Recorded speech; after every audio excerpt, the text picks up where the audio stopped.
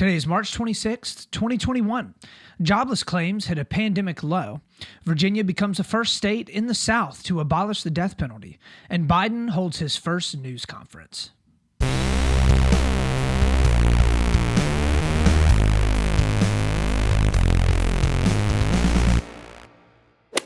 Welcome back, Split the Difference friends and Split the Difference family. We got another fantastic episode for y'all here today. Rolling it out to you here at the end of the week, ready for this weekend. And we've got all the best news and insights from both sides of the aisle, doing our best to look at the good and the bad on the left, the good and the bad on the right, and find that sweet, sweet truth that lies right there in the middle. Y'all, I can say with all certainty, this is the best podcast that we have done yet. You heard it here first. Buckle up because we've got some great stories and some great news for you here. With all of that having been said, let's go ahead and hop on into our first story of the day, story number one. So for our first story of the day, the United States jobless claims hit the lowest point that they have been since the start of the pandemic. So as of last week, there were only 684,000 new jobless claims, and the unemployment rate has now ticked down as of February to 6.2%. There were about 380,000 new jobs that were added during the month of February, so it looks like the economy is starting to open back up and start to get back to that new growth mindset like all of us Americans always want to have. So many Americans are going back to enjoy a wide range of different services and different businesses like restaurants or spas. Much of this growth that's actually kind of happening is starting to come in the areas also of travel, leisure, and stuff that people haven't been able to do a whole lot within the past year. U.S. hotel occupancy actually hit almost 50% the first week of March, which is way higher than anything that we have seen within the previous year. Airbnb and VRBO as well are also way above their pandemic lows, although they are not quite to what they were before the pandemic started. Basically, people are starting to go out. They're getting vaccinated, they're booking vacations, and they're starting to travel a bit more. So the number of people going through TSA checkpoints is also going back up significantly. However, they are still at about 50% lower than what they were before the pandemic hit. So it looks like there's still a good bit of people that are still not necessarily traveling a lot. And I think a lot of this actually has to do with the lack of people that are traveling for business. So the majority of the travel that we see, especially within domestic flights in the United States, is normally for some sort of business or another. And a lot of businesses still aren't bringing people back into the office, and they're still not actually sending a lot of their people all around the country to go to new office sites. I think one of the big shifts that you're actually probably going to see, especially in some of the more financial services spaces, but it is going to be actually around consulting and hiring consultants and bringing them in.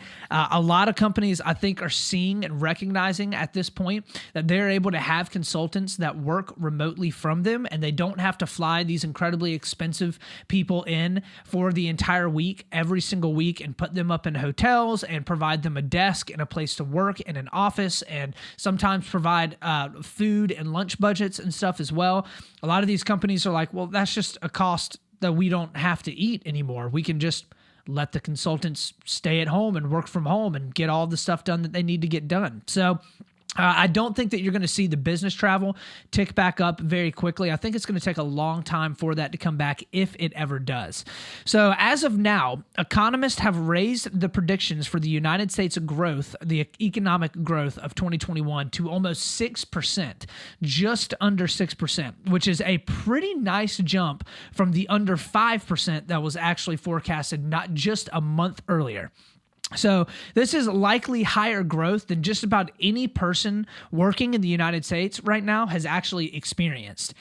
The U.S. normally is really, really solid. Like, we have a good year if it hits around 4% growth for the entire year in GDP.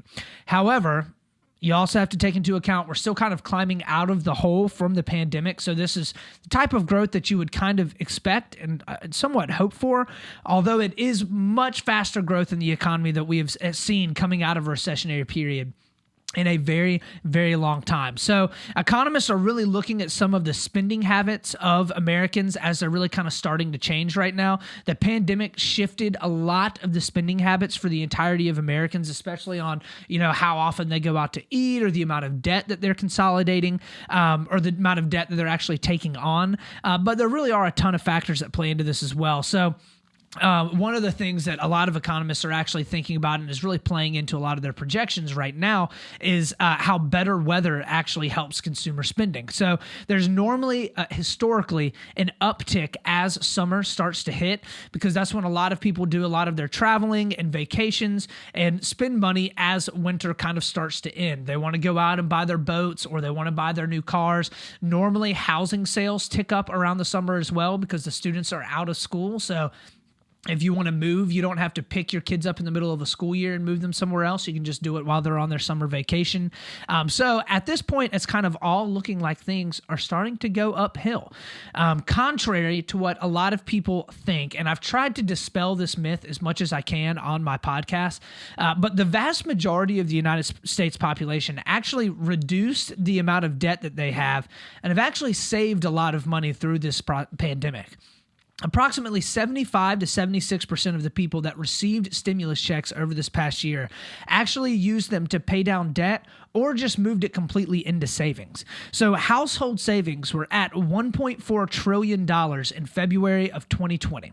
Right now, it is sitting at almost $4 trillion. That's the amount of household savings. So that means over the course of the pandemic, it has more than doubled. Household savings has more than doubled, with high income earners amassing the largest portion of those savings. So with that having been said, they also, do most of the spending in the economy as well. So with all of that savings, many economists are basically expecting for it to surge on a huge amount of growth for the rest of the year. Normally you see when people have more money set aside in emergency funds or in some sort of household savings, they're much more inclined to be spending freely of the paychecks that they're bringing in, right? Just kind of common sense. So if there's anything for certain, the pandemic was very, very good for people that already had money, and very, very bad for people that were more low-income earners, okay? The largest companies in the country and in the world have increased almost exponentially in size. Like, they have absolutely ballooned in their market share, in their capitalization, and the amount of cash that they have. They have absolutely exploded. And the highest income earners were not only not affected by the changes that the pandemic brought, they actually, according to data, are doing much better. So, as a portion of the overall economy, the people that were highly affected by this pandemic in terms of not being able to have a job or having to rely on government handouts is actually a fairly small portion of the economy, okay?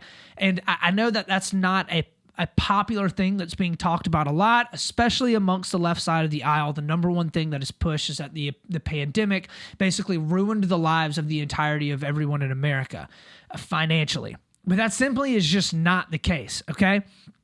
Granted, yes, there are still a lot of people that lost jobs. There are still a lot of people that are struggling right now. I hear that and I understand that completely. But as a percentage and as a group of the overall United States population, it's actually a much smaller portion than many people are led to believe. So we are still about 9.5 million jobs less in the United States economy than were here in February of 2020. So there's still a long way to go. There's a lot of room that we have to make up. However, like I said earlier, most of the job losses were in service sectors, with currently most restaurants still operating at a 50% or less capacity. As these restrictions start to lift, many economists and many people are forecasting that is actually going to be made up for very, very quickly, those 9.5 million jobs that were still set back. And with the amount of money that has been saved, especially by high-income earners, new businesses are expected to be created as well. And with new businesses come new jobs that are created. So I expect personally, and I've been saying this for a little while, I expect the economy in 2021 to absolutely explode, like straight uphill, with the amount of money that the United States government is spending and basically just printing money and pumping it into the economy through a wide variety of different means. through the vaccines getting out and getting into people's arms at the speed in which they are, which nobody really expected coming into the Biden administration, with herd immunity not far off at all, I think you can expect for the United States economy to grow very, very, very quickly, which, as I actually talked about in one of my guest episodes, my second guest episode with Ari Robbins, I really think that actually is going to be a detriment to the United States economy going into 2022, because if you have your economy growing too quickly, it actually ends up pushing more towards inflation. It actually reduces the value of the United States dollar, and when the value of the dollar is reduced, our spending power, especially overseas, which is where we purchase a lot of our products, actually gets damaged, and it hurts the consumers even more. So I'm sure that Janet Yellen, head of the Treasury, I'm sure Jerome Powell, their head of the Fed, and Biden are going to be thinking about and working through a lot what it looks like to be able to make sure that the economy doesn't expand too quickly, so that interest rates get out of control and the value of the dollar gets absolutely destroyed. But I think you can expect for the United States economy to grow very, very quickly here over the next year or so. And a lot of economists are predicting that as well. So with all of that having been said, that is the end of our first story of the day. Let's go ahead and hop on into our second story, story number 2.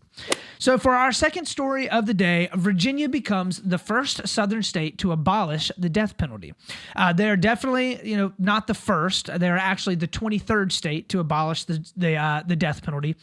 It was primarily supported by the Democratic majority in their state legislature. They have a majority in, I believe, the House and in the Senate, the state House and state Senate. And they also have Governor Northam, who is a Democrat as well. And he was quoted as saying, "There is no place today for the death penalty in this Commonwealth, in the South, or in this nation."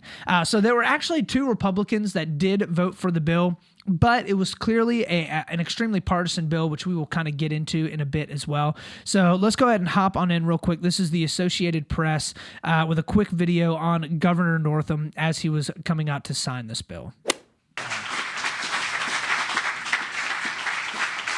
Today, Virginia becomes the first southern state to end this practice. We join 22 other states in saying the government will not take a life.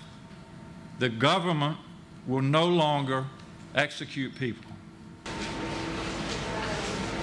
And that's Northam sitting down, signing all the papers. So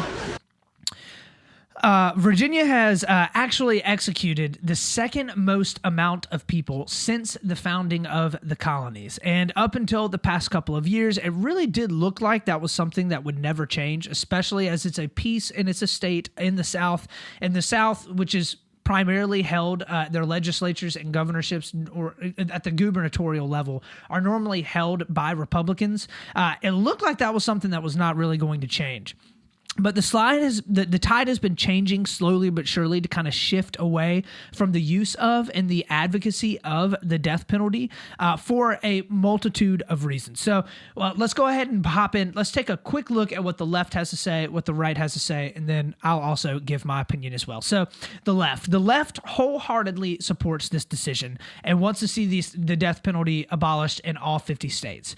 So this has been an argument on the left for quite some time now, especially since the 1970s. So there was a big Supreme Court decision, I believe in 1976, that made it illegal for, basically a states' rights issue, whether or not they wanted to keep the death penalty or not. And since then, the left side of the aisle has kind of had a slow but steady push towards trying to get states to abolish the death penalty in its entirely, not even for, incredibly heinous crimes, but just completely, basically, if someone does a crime that would be deserving of what previously would be deserving of the death penalty, that they now just have life imprisonment without the opportunity for parole. And the left has 2 primary arguments here. So the first is that there's always a gray area. And this used to be the largest argument on the left. And it pretty much goes like this. So many on the left argue that it is almost impossible to know with 100% certainty as to whether or not someone actually committed a crime and that they would be worthy of the death penalty. Okay? Even with the introduction of DNA evidence, there are still multiple people every year that are taken off of death row because it is later found out that they did not commit the crime. So since 1973, 170 people have been released from the death penalty after their innocence was proven. Okay? Which you're like, 170 people over the course of 50 years? That doesn't sound like that much. Well, there's only been 1,500 people executed. Okay? So that's not a good fail rate, right? Like that's not a very good bar that is set, right? You're talking about taking someone's life, and out of the 1,500 people that have been executed, 170 people have been taken off of death row and completely acquitted. Okay, like as in we found no evidence that you actually committed the crime at all. So that doesn't even include or take into account the fact that people that actually were executed that were then, after they were post-mortem, found out to be proven innocent, okay?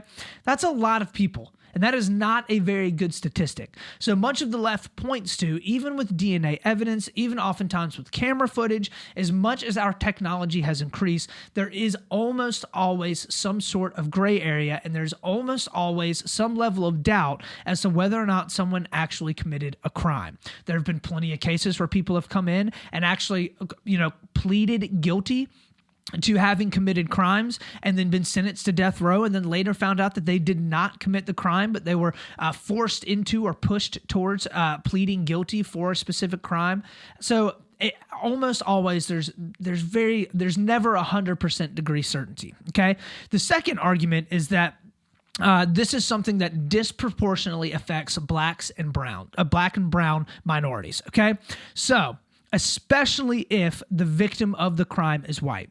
Even though Black and Latino defendants make up a significantly smaller portion of the overall population, right? If you look at the overall population of Black and Latino people specifically in the United States, they are a significantly smaller portion of the population than, of course, their counterparts that are white. However, they account for, on average, about the same amount of death sentences as white people do. And the left has pointed to this as a clear example of how racism is playing into the criminal justice system. In fact, there are many people on the Virginia legislature that came out and said that the death penalty is akin to the lynchings that were happening in the South prior to and during the Jim Crow laws.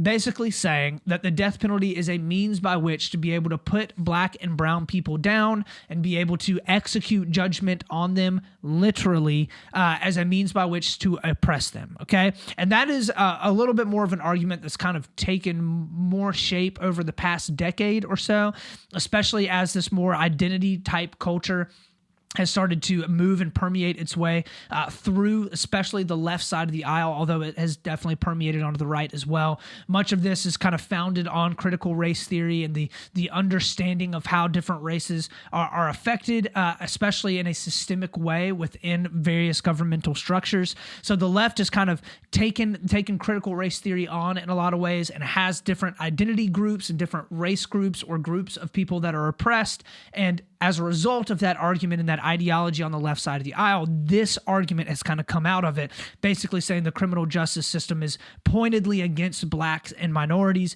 and this, the death penalty is a great example of it. So what does the right say?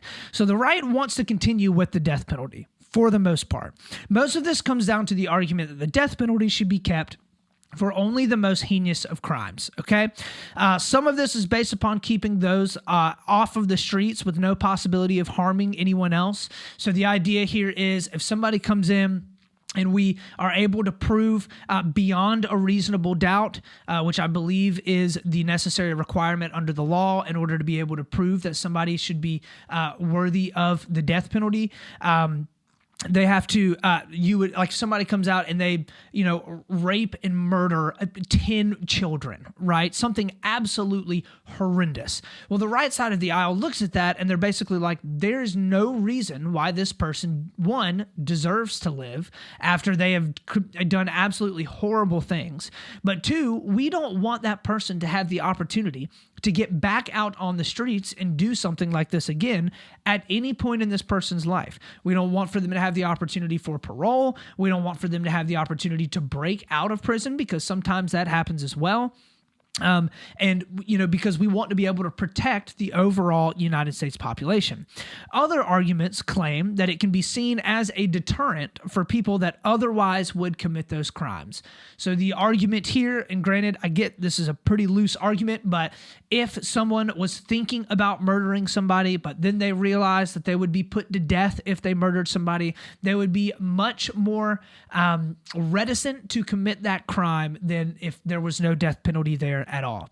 So another portion, I guess the last kind of argument on the right, actually looks at how much it costs to actually house and feed and keep an inmate alive for the entirety of their lifetime if they are sentenced to a lifetime imprisonment. And it says basically the argument on the right is that it is honestly much cheaper to give them the death penalty than it is to keep them alive and house them in their in jails for the rest of their lifetime, especially when there's somebody that would have no opportunity to ever be back out to communicate with anyone from the outside world because they are a serial killer or they're some type of horrible person, somebody that's done something absolutely horrible.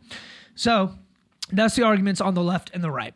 So personally, I think the death penalty should go.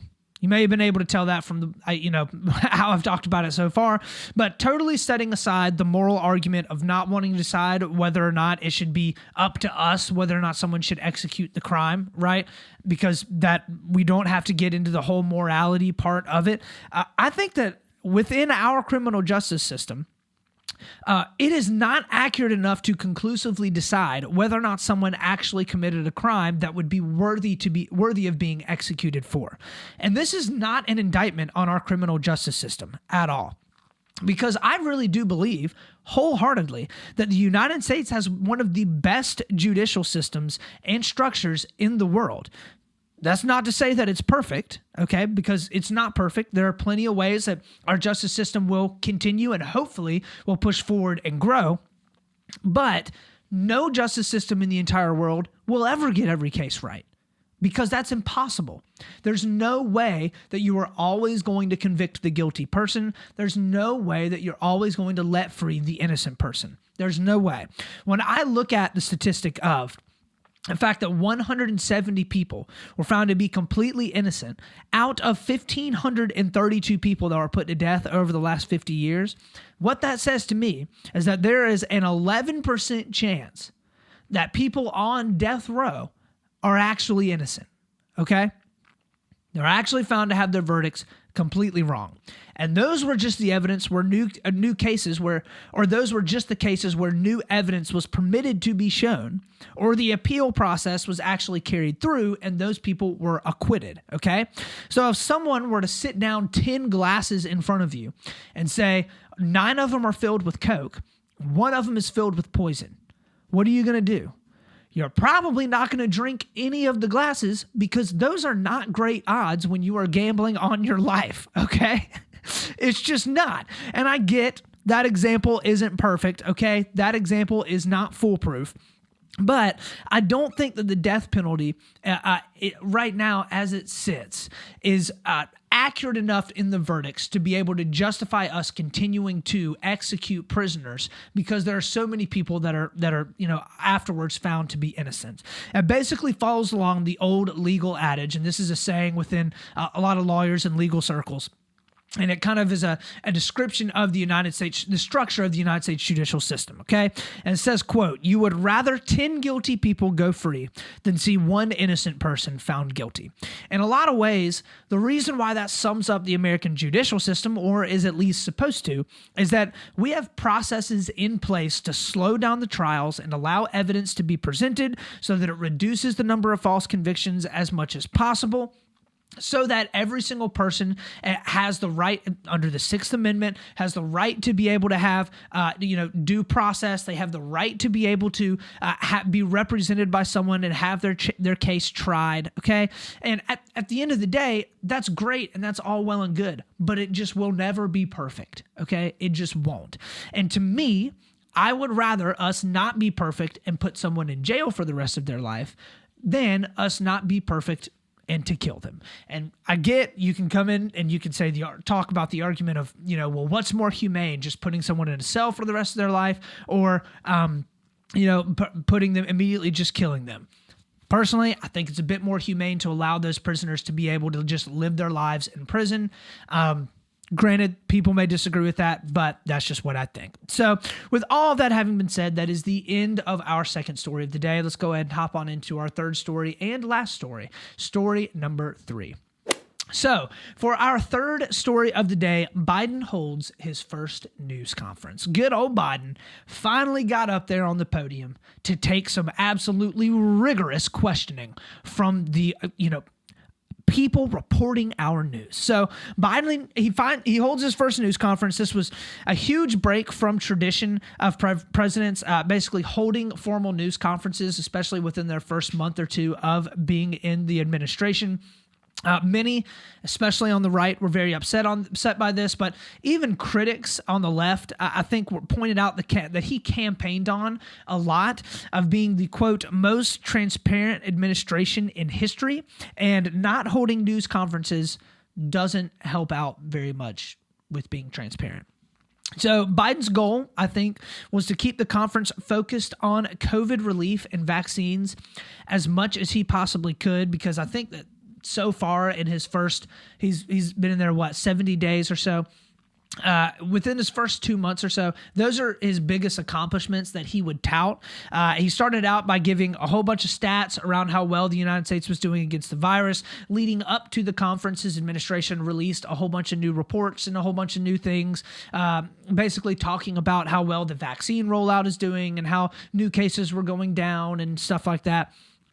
He talked about how he already hit his 100 million vaccines in his first 100 days, and said that he was now revising that goal to have 200 million vaccines rolled out in his first 100 days. Biden said, quote, "I know it's ambitious, twice our original goal, but no other country in the world has come even close." So he basically got up there and was like, in the very beginning, listen, I've done a lot of good stuff for the pandemic. I've done a lot of good stuff for the coronavirus. I'm rolling out these vaccines. This has been a great start to my administration, exactly what I want, which in a lot of ways should be expected, because he wants to get credit for, quote, defeating COVID, right? And helping our country push through it, which in reality, he was the president that got things done. Right. And you can say that Trump set him up for that. You can say that Trump was, helping or trying to get the vaccines made and all that stuff. It's like, yeah, some of that is true, but Biden's the president that's going to get credit for it. Sorry. So he also stated, and this was interesting, but he also stated that he was planning on running again in 2024. Ooh. He said, so someone asked him the question. This was by Nancy Cordes over there at CBS News. She's a White House correspondent for them. She said, quote, "Have you decided whether or not you're going to run for re-election in 2024? You haven't set up a re-election campaign yet, as your predecessor had by this time." And Biden laughed, his good old hearty chuckle. And he said that Trump needed to start his re-election campaign that early, but that he wouldn't. Biden out here throwing bombs. So Biden said, quote, "My plan is to run for re-election. That's my expectation." So Biden, who is currently 78 years old and is the current oldest president in the history of the United States, has the expectation of running again for the president of the United States and being about 82 years old. He's expecting to run again. He also said that he would likely choose Kamala Harris as his VP again, because she is doing a great job, in his words. But I don't know. At the end of the day, I feel like that's kind of a formality. If Biden had said that he wasn't planning on running again, the entirety of the left side of the aisle would have just lost its marbles and started jumping up and down and talking about who's our nominee going to be? What are we going to start doing? We've got to start planning for all this. Everybody would freak out, and that would be the whole story of the news conference, right? Nobody would even care about anything else. So after that, things turned sour very quickly. So he immediately started getting pelted with questions about the ongoing crisis at the border, which we've talked about on the podcast a couple of times over the past couple of weeks, because I think calling it a crisis is definitely an apt word. Many facilities at the border are significantly overwhelmed, especially by a growing number of unaccompanied children. Many of those children are sitting in detention facilities for days on end, which is very not good and also against federal law. Biden deflected the blame onto the previous administration, like most presidents would, saying that Trump ignored issues in Central and South America and some of the problems that were there. And as a result, now we have the problems that were, caused by Trump. He also said that the surge of migrants was not caused by his policies, which were the significant lacking of immigration restrictions and rules for people coming into America through our southern border, but instead is largely caused by seasonal upticks in immigration. He pointed to the historical uptick around springtime that is resulting to many more migrants choosing to come up and try and cross the border. Basically, Biden was like, listen, we've got, this beautiful weather, especially down in Texas and in Mexico, and all these Central and South American immigrants are like, oh, man, I don't want to be going up there in the dead of summer when it's super hot, and I definitely don't want to be going there in the winter. So now is springtime, the birds are chirping. It's time for me to get on up to that southern border and try to illegally cross the Rio Grande. He then said that this was a humanitarian crisis more than anything, and that his administration is working on ways to take care of the children that are being affected right now. He didn't outline any specific policies or things that he was working to change. He pretty much said things are going to change. So I also feel like it is at least pointing out he did not call on one conservative news reporter through the entirety of the conference. Okay. Normally, I feel like stuff like that doesn't matter that much, but with this being the first news conference that he has, and with him saying that he wants to be the most transparent administration in history, that was kind of surprising me. So every single question was from a left-wing news outlet reporter. Outside of you could maybe make the argument one was from Ken Thomas over at Wall Street Journal, but the Wall Street Journal is not a conservative news outlet by any stretch of the imagination. Like, their opinion section is somewhat conservative. They're just not extremely partisan left. Like, they're actually fairly towards the middle. He didn't get one question about COVID or the coronavirus. He talked about it himself a little bit and kind of touted his response to it, but he didn't get questioned on the amount of deaths that have happened since his administration took hold. Like, didn't talk a whole lot about that. Didn't get questions about any investigations into the origins of COVID. It's been a very hot topic over the past couple of months, especially as China has claimed that didn't come out of a lab, but there is growing evidence saying that it likely did come out of a lab. He didn't get a question about the story that came out just yesterday about Hunter Biden supposedly lying on background checks in order to illegally obtain a firearm. No questions on that. No questions about why he fell 3 times trying to walk up the stairs into Air Force One. None of that. It honestly was just kind of disappointing.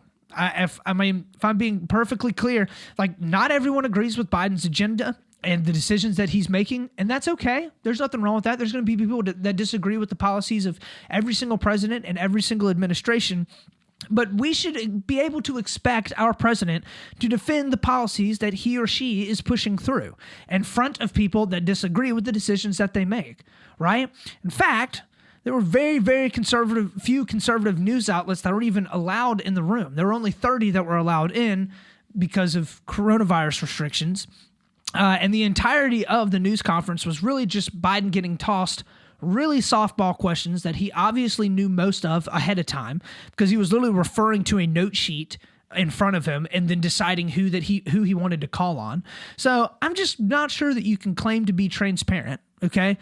When you wait this long to hold a formal news conference and then don't take any questions that would be difficult for you to answer. I didn't have high expectations for this at all. Like, my expectations were very low. I did not expect Biden to come in and absolutely just blow everyone away. But I will admit, I was a little bit disappointed in the lack of transparency there, because I was expecting a bit more from Biden. I'll be honest. Didn't think that this was a win for Biden at all. So, with all of that having been said, that is the end of our third story of the day. Let's go ahead and hop on into our last segment, my favorite segment, something that made me smile. So, something that made me smile this past weekend was actually a new scotch that I got to try. It was a really, really good scotch. We got it for my buddy for his 30th birthday. We kind of all chipped in on it. It was a pretty expensive bottle. I mean, it was about $100. So it's not like it was a cheap one, a good cheap budget scotch that you can go out and get.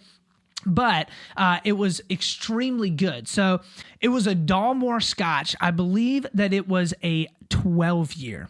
Super, super good. So if you have any opportunity to go pick up a Dalmore, definitely go and do it, because I think that you guys will not be disappointed if you enjoy good scotch. So with all of that, that is the end of our show today. Thank you so much for stopping by, for listening in, and for checking us out. As always, please find me on Instagram at Split the Difference Podcast. I'm on Facebook and YouTube at Split the Difference, and I'm also on my website at splitthedifference.com with 1 T. Go in all those places, drop me some likes and subscribes, follow me, and give me some 5-star reviews, because all of those things go such a long way for helping me to curate content that y'all like, and of course, get me in the ears of more people that otherwise wouldn't have had the opportunity to listen in. So remember, as always, y'all, we're going to do our best to stay level-headed. We are always going to be reasonable. And of course, we're going to split the difference. This is Austin Taylor.